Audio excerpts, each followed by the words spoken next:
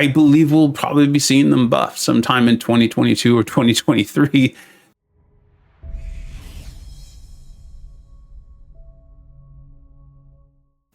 Hey, welcome back to the channel. It's time for the March champion rankings. Pretty excited for this, mainly because it's buffed champions that we're going to really be talking about today. Two others did come out. They made the list, but we'll get to that when we get to it. For those who've never seen this before, I will talk briefly about a general idea of how you get into one of these columns. You'll see this is very different than what I think you're used to seeing. And yes, I know the spreadsheet does need to be made better. And it will eventually over time. We'll get it a little more aesthetically pleasing. But let's jump straight into this. And recall that most of this is, yes, it is ultimately going through my filter, but this is based on the alliance I'm in. I'm in the Alliance 4 Loki. So the wars that we are participating in, the AQ that we are participating in, the videos and conversations in those line chats, then of course, my Discord server and the conversations that are happening there and what people are telling me they're using, and then your comments, the viewers' comments that you have been submitting to me since I think like August of last year, really helping educate me on who you're using, how you're using them, and how valuable they are. So all of that's kind of put together. Then of course it does go through my filter and we end up here with these rankings. So that's where we're at. For those who are completely unfamiliar with it, I'll give a quick explanation. Top shelf. The way you make top shelf is this. This is how you know it's a top shelf champion. Is you've just got them as a 5-star. You awaken them, you bring them to Sig 200, you bring them to rank 5, and the next 6-star crystal you pull, you get that same champion. And it stings a little bit because the 5-star resources are still pretty precious, but ultimately you're happy. Ultimately you're like, yes, I now have a maxed out 5-star Doom and a 6-star Doom. I am set. So that's how you know the difference between a top shelf and a super premium. All right. So let's go scroll through these. I don't believe there are any changes. To this at all. Nope. So let's get to the first change here, right? We're at super premium. The designation for super premium is that it's in a vacuum, right? With knowing no other information about your account or where you are in the game. I can confidently say, like, yes, that champion is worthy of taking to rank 3 or to rank 5. If you could just confidently say, like, hey, hey, Vega, should I take Sorcerer Supreme to rank 3? Yes, you should. Yep. Nope. Yep, definitely do it. Okay, good. That's the kind of the measure there. Mole Man is highlighted, but the things in blue just means there's a link, typically to a video on my channel, right? And that's the point of that is I'm doing this as like a snapshot to get some information out to any viewers who are wondering, hey, what does Vega think of this champion? Come here, take a look at this, maybe watch the video to see who's been updated, and then go do your research and play that champion, play them, see if you actually like them. There's enough champions in this game that can do a variety of things. See if you actually like them. And then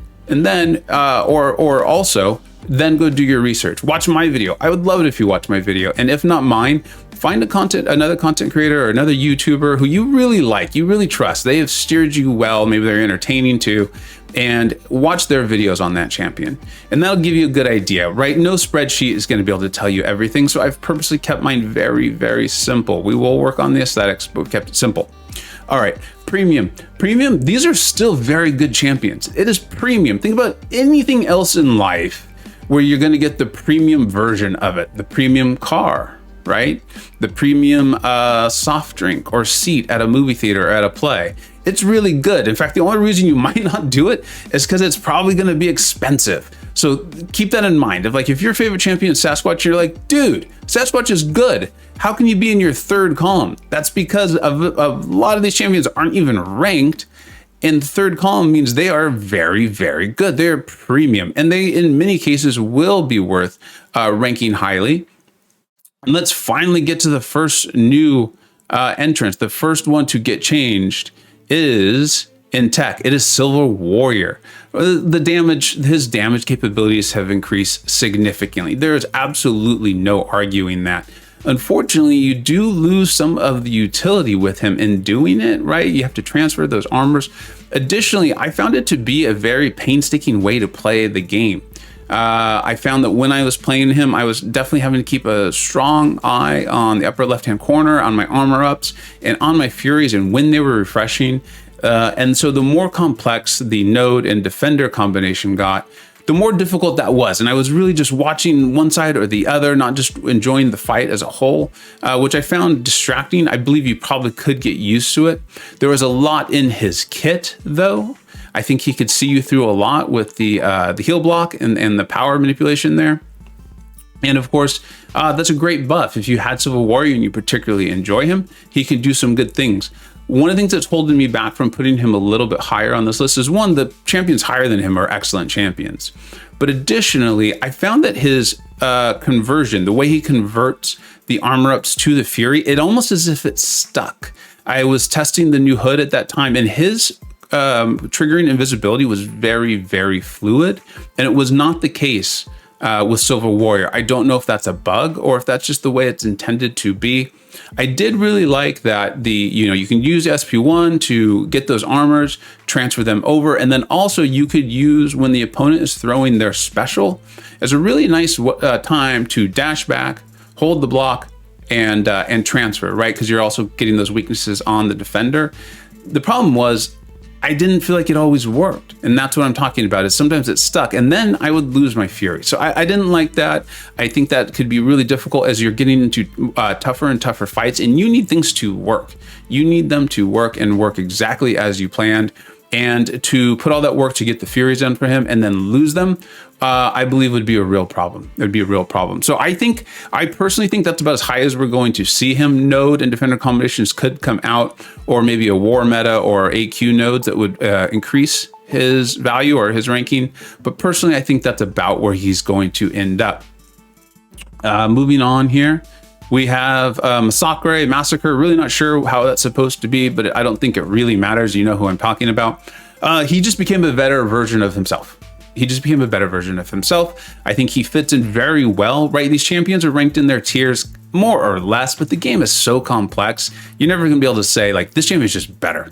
No, because there's gonna be defender and node combinations where other champions are gonna be significantly better or significantly worse. So in that tier, I think he fits right around there. You know, he is a high damage dealing skill champion who deals damage in a very particular way with a certain debuff. And that's about it. And those champions are very fun. Like I said, they are premium. Hitmonkey, Black Widow, Deadly Origin. There's a little bit of utility there. I understand that. Masacre has a little bit too. Squirrel Girl has a lot of utility. I don't think her damage is quite as easily accessible and things like that. But Masacre is great. He's a lot of fun. If you enjoy ranking him, rank him. He got easier to use, easier to ignite the bat, and easier to put on those incinerates. I wish he had gotten a little bit better of an ability accuracy reduction. I think that would have really increased the champion's worth. But you know what? He got buffed, and they're not all going to be top shelf. That's just the way it is. I think that's part of what makes the game fun. So I'm very happy with his buff. I think it was a great buff, and that's about where he ends up. And then I think this is the star of the show. This is the star of the buffs. You know, we're going to wait on Hood for a while. If you're really curious on my thoughts on that, I do intend to put out a video on it because I can tell a lot of people have misunderstood it. On Hood, and I'm excited for his buff that keeps his fate seal. I think that's the right move. Once we got to that point, that was the right move. But let's not steal this show from Angela. This is Angela's show. She's awesome. She is the one that I could in fact, I put her at the top of premium because I want to start out conservative with all of these rankings, right? I've learned that if I start off too excited and then potentially have to move someone down, that really sucks. No one wants to see that. No one wants their champion to move down. And I don't want that either. I don't want to tell you, hey, this champion is top shelf. This champion is super premium. And then too much later be like, you know what? I was wrong. They're not. I'm really sorry. I thought they were better. I'd rather say, hey, I think this champion is premium without a doubt. Angela is premium. The way she can get rid of those damaging debuffs, you do need the SIG to be pretty high. You know, spoiler here, right? It is what it is. I recently took mine to SIG 102 to make sure that when I had the 4 buffs, I'd be getting rid of those damaging buffs instantly. And it's awesome. I've been using her, really enjoying it. Her damage is very solid. She's kind of it's unique, right? If you've played Angela before, which I'm sure most of us have, her specials really are about controlling what buffs you want. They're not really there for the damage, and that's kind of unusual. It's unique. But she's got the healing factor. Then, of course, let's not forget about her ability to get through auto block or turn off the ability accuracy of auto block on the defenders, which is really nice. I have been enjoying that and utilizing that. And then additionally, her ability to parry projectiles. Yes, reparry is a thing. Yes, over the course of like one stream and an afternoon, I was able to get it down. I've also been playing this game for about 6 years. So you can do it if you don't know how, you can learn it. But I also know this, that sometimes you just can't get it to land. Or the defender decides they're just going to go medium, or they're going to go medium heavy. And it's on that node that makes the heavy go unstoppable, right? And then now you're in the corner. So it's not a nothing utility. In fact, it's pretty important. And when you need to win a fight, that is the kind of thing that can bring in a lot of confidence. I've taken Havocs with Warlock, and I've taken them with Guardian. And although Guardian has the difficulty with his SP2, depending on the node, I really am much more comforted by taking that fight with the Guardian because I know I'm going to get the initial parry. I don't need to worry about reparry, and I don't need to worry about him potentially going medium, or medium into his heavy. So it can work, but man, not having to worry about it is a really nice thing. I definitely easily can see the next video. Angela is in super premium. Where in there, I don't know. I don't think she's top shelf. I don't currently see her having anywhere near the damage output that would warrant her being there, or potentially the utility or like a massive power gain. She doesn't have that. So I think super premium is her ceiling, but I think that's, if this was the last rankings video I was ever going to make, I would put her in the super premium. But let's start her off in premium, enjoy that, and then see where she ends up after that. And then, very quickly, two other champions came out in February. I believe we'll probably be seeing them buffed sometime in 2022 or 2023. Goodness, they need it. I really just put them on this list because there is something there, I guess. Psycho Man has some power control, but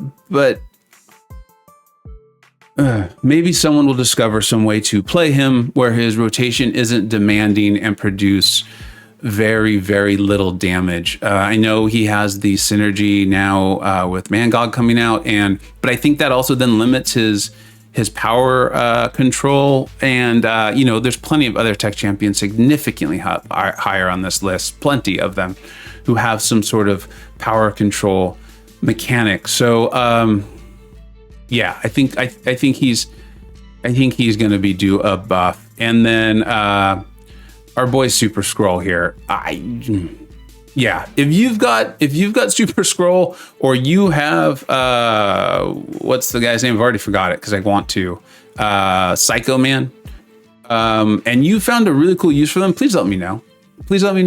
I would genuinely be interested in being educated on that. That's how I've learned a lot about various champions who I don't utilize.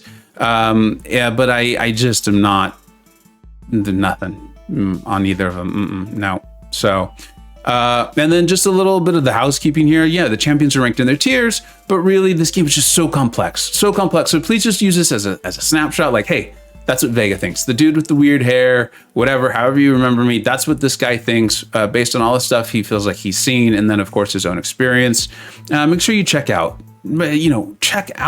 what other people think of these champions and watch their videos. I'd love it if you watch mine, but if you're not going to watch mine, that's totally cool. Go watch someone else's though. The worst thing is when you see this and then if you rank up a champion and you're like, dude, they suck, or they don't do what I thought they do, or you know what, they're good, I just don't like playing them. The point of this game is fun. Bolden case that we just talked about him in this video. This spreadsheet will be linked in the description of this video. You can check that out. Follow me on Twitter, or better yet, join the Discord server. I'm really lucky. I'm really lucky. There are a lot of really smart, active people on that Discord server. I've learned a ton from them. I love asking them questions. They answer them. I see people asking questions all the time. Conversations about who's better for what scenario, talking about Abyss, Labyrinth of Legends, Act 7, Act 6. AQ, Alliance War. I mean, really, it is. I've enjoyed the heck out of it. I didn't even know what Discord was like 6 months ago. So yeah, there's that. And then the little star means the ranking is dependent on their awakened ability, right? And like, I just don't feel like I could do a good spreadsheet where I could tell you like, no, they need this high of a sig, or they just need sig 1. Again, do your research. And then Horsemen of Apocalypse, they are amazing.